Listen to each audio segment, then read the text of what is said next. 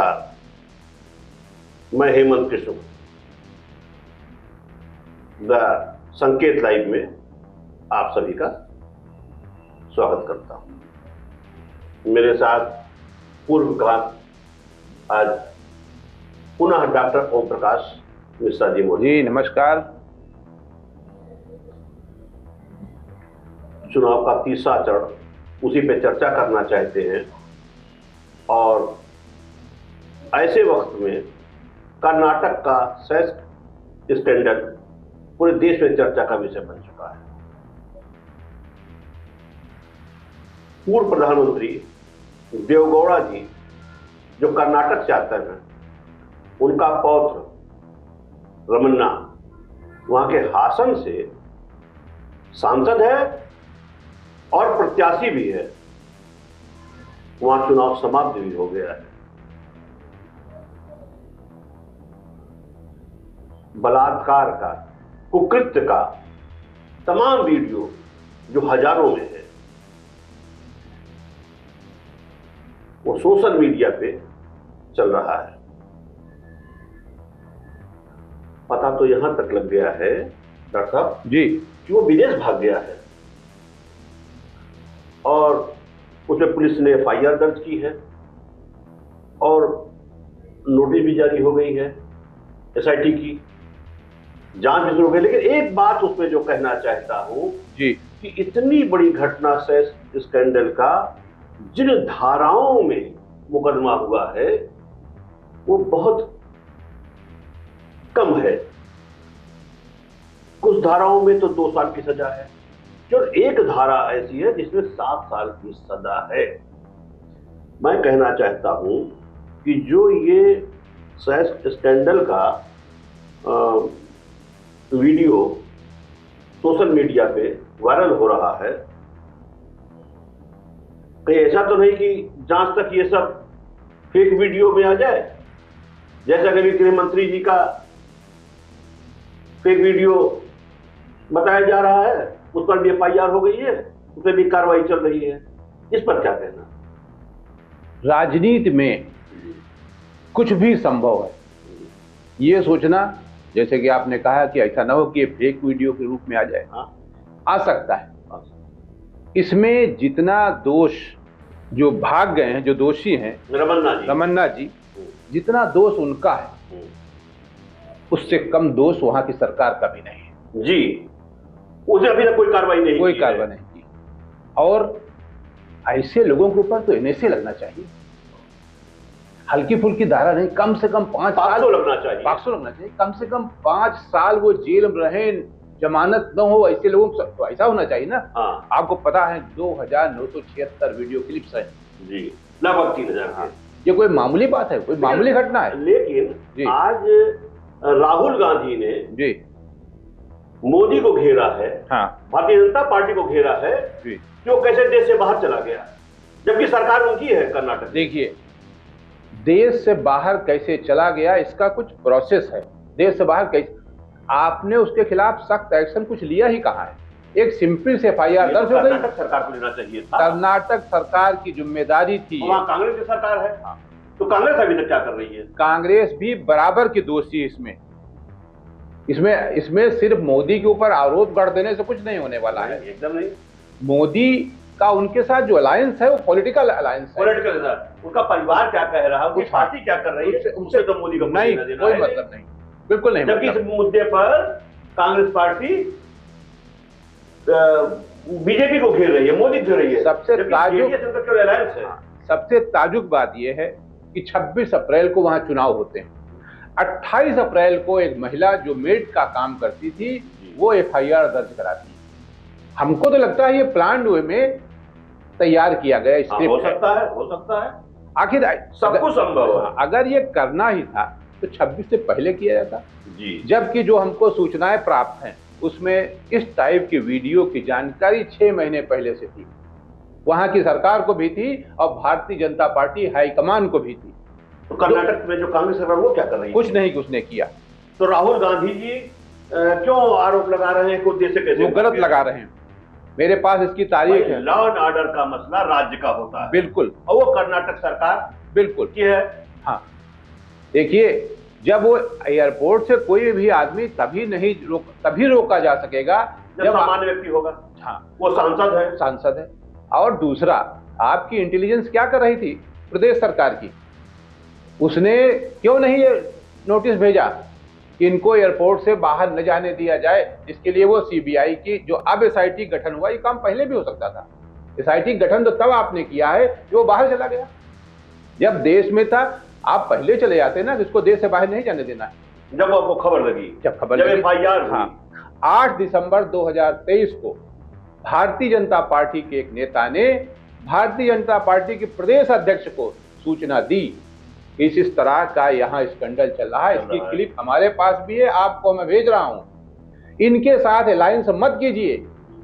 उन्होंने बात high command BJP तक पहुंचाई, लेकिन कोई एक्शन नहीं हुआ।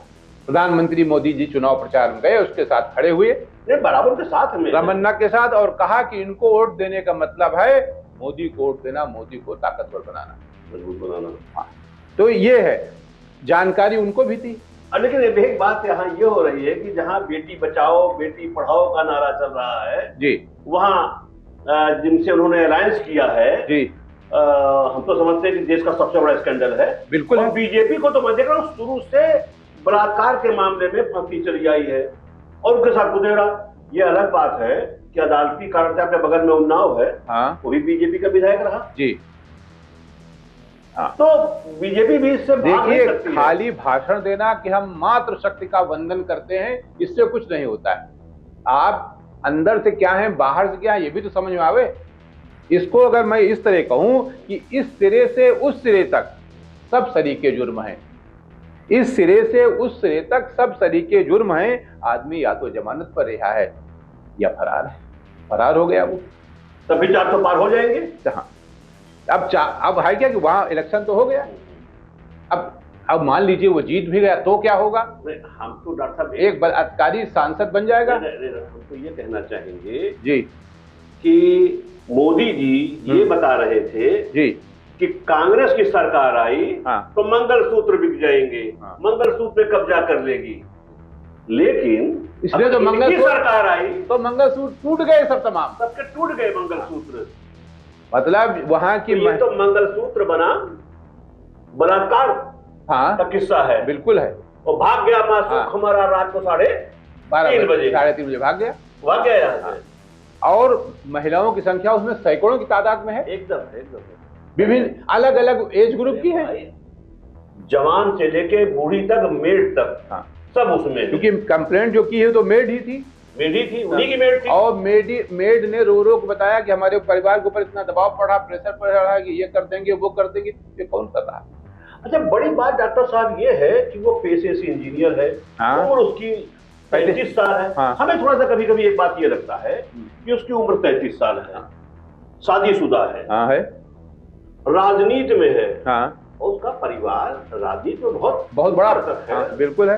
तो लेकिन ये जितनी वो क्लिपें बताई जा रही हैं, हाँ, 2900 कुछ क्लिपें, 2976, क्या ये सही हो सकता है? जिसकी उम्र इतनी कम है, आखिर कितने दिन में इसने बना लिया, कितना उसमें वो। अभी उसके पिताजी का एक बयान आप ध्यान करिए, वो कहते हैं ये 4 साल पुरानी घटना है, यानी उनको पता है, मतलब कल्प्रिट के पिताजी को ये पता है कि हमारा बेटा इतना अच्छा है, इतना अच्छा है, इतना होनहार है। ये कैसे, क्या है, न शर्म है, न मर्यादा है, न लिहाज है, कैसा देश है ये? और हम मातृ बंधन, मातृ शक्ति की बात कर रहे हैं, नवरात्र में कन्या पूजन कर रहे हैं। लेकिन डॉक्टर साहब, कहना आपकी बात का जो अभी आपने कहा कि कांग्रेस अभी तक क्या कर रही थी, हाँ, वहाँ इनके अलायंस की सरकार है, बिल्कुल है, वो देश से भाग गया, आप नहीं रुक पाए, और ये सारा आरोप मोदी के ऊपर आप लगा रहे हैं। तो मोदी पर क्यों? लॉ ऑर्डर जो है, बिल्कुल, वो तो कर्नाटक सरकार का, स्टेट का मामला है। बिल्कुल है। बीजेपी स्पष्ट कह रही है, अमित शाह जी ने स्पष्ट कहा है कि हम ऐसे आदमी को सपोर्ट नहीं करते। ठीक है, उनका ये बात उनकी मानी जा रही, लेकिन फिर वो उन्होंने क्या किया है, जो वहां की स्टेट की सरकार है उसने क्या किया? कर्नाटक में तो बात खत्म हो गई। जी जी बिल्कुल। अब जरा उत्तर प्रदेश आते हैं जी, अपने प्रदेश में आते हैं। यहाँ की 3 प्रमुख सीटें हैं। गोंडा में कैसरगंज लोकसभा क्षेत्र, अमेठी और रायबरेली। जी, जितना परेशान भारतीय जनता पार्टी है कि अमेठी अमेठी में तो और रायबरेली में दोनों जगह कांग्रेस ने कोई प्रत्याशी अभी अपना घोषित नहीं किया, उससे ज्यादा परेशान तो गोदी मीडिया है। और बार बार वो पूछ रही है, एक आध चैनल पर तो मैंने कुछ विश्लेषकों को देखा कि वो कह रहे हैं कि राहुल गांधी अपरिहार्य हैं आज की राजनीति में और वो डर रहे हैं, वहां से लड़ नहीं रहे हैं। मेरा ये कहना है डॉक्टर साहब, कांग्रेस ने नहीं किया तो वो तो हमको लगता है कि किसी स्ट्रेटजी के तहत वो नहीं कर रही है, लेकिन बीजेपी क्या कर रही है? बीजेपी ने 2 महत्वपूर्ण सीटों पर, एक रायबरेली और कैसरगंज, दोनों पे अपना प्रत्याशी नहीं घोषित किया। नहीं। और कांग्रेस तो अंतिम क्षणों में करेगी, आपको मौका ही नहीं देगी कि आप कुछ कर पाइए। बिल्कुल। तो मेरा कहना यह है कि बीजेपी क्यों नहीं? देखिए, जब भाजपा के लोगों से ये प्रश्न करिए तो वो कहते हैं हम ये रणनीति के तहत कर रहे हैं, और हकीकत जबकि रणनीति कांग्रेस की यही है। तो जब आप रणनीति की तहत कह रहे हो तो फिर आपको अधिकार किसने दिया कि दूसरे की रणनीति के बारे में पता करिए? वो भी अपनी रणनीति के तहत कर रहा है, आपको इसमें क्या तकलीफ? आप स्ट्रेटजी अपनी बना रहे हैं, वो भी अपनी स्ट्रेटजी बना रहा है। भाई चलिए, उन्होंने राहुल गांधी किसी जीरो हैं, किसी लायक के नहीं, अरे तो आपने प्रत्याशी क्यों नहीं रायबरेली में अब तक घोषित किया? नहीं, हम तो ये समझते हैं जी कि कांग्रेस ने बीजेपी को फंसा दिया है रायबरेली और अमेठी की सीट पर। क्यों?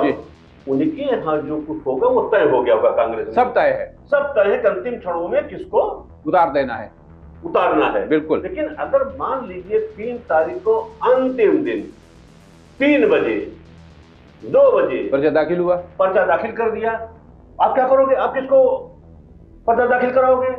और हमको लगता है यही होगा। दोनों अपने अपने तैयारी में बैठे हैं, जिनको पर्चा दाखिल करना है वो अपने प्रस्तावकों के साथ बैठे हुए हैं।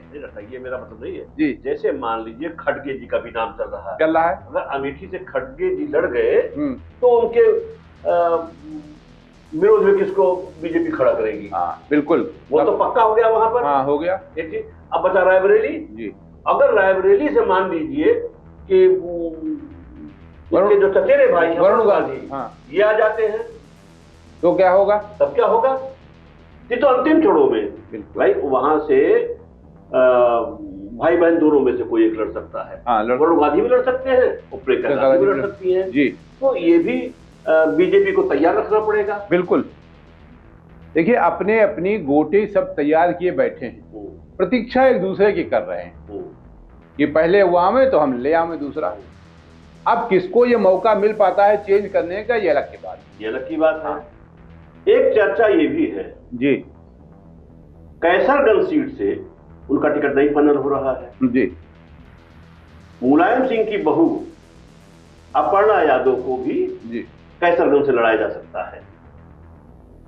चर्चा में है ये बात। और अगर वो लड़े जी, वो लड़ी वहां से जी कैसरगंज से जी, अपर्णा यादव जी, तो फिर क्या होगा?